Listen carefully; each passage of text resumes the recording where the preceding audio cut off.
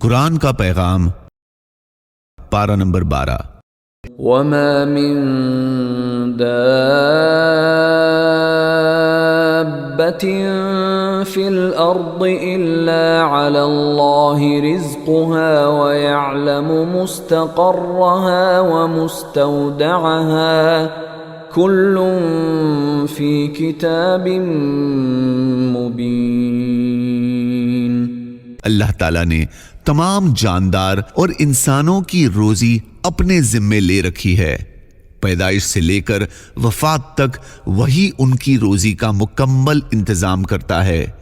کوئی بھی انسان اپنی روزی مکمل کیے بغیر دنیا سے رخصت نہیں ہو سکتا، اس لیے ہر مسلمان کو اس بات پر یقین کرتے ہوئے جائز و حلال روزی حاصل کرنا چاہیے اور ناجائز و حرام سے بچنے کا اہتمام کرنا چاہیے۔ وَيَا قَوْمِ اسْتَغْفِرُوا رَبَّكُمْ ثُمَّ تُوبُوا إِلَيْهِ يُرْسِلِ السَّمَاءَ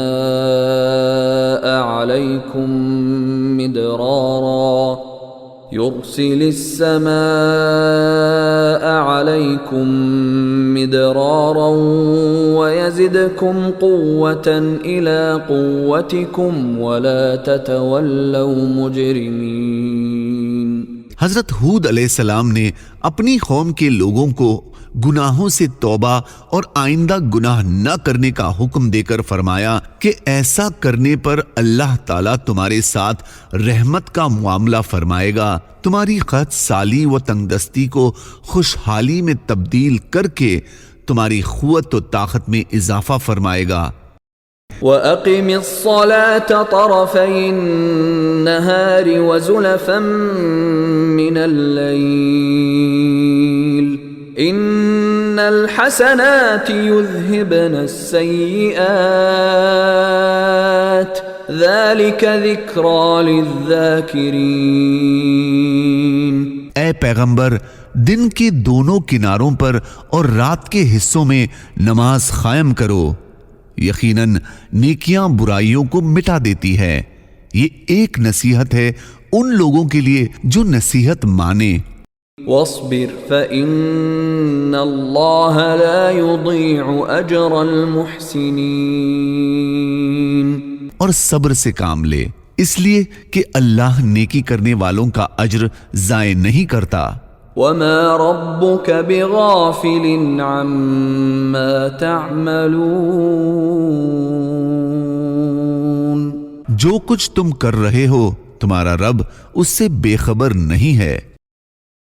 قال يا بني لا تقصص رؤياك على إخوتك فيكيدوا لك كيدا إن الشيطان للإنسان عدو مبين۔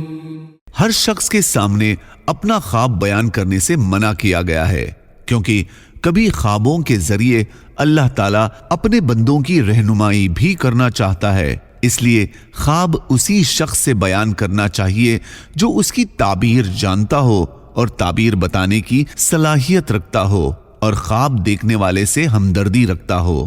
جزاکم اللہ۔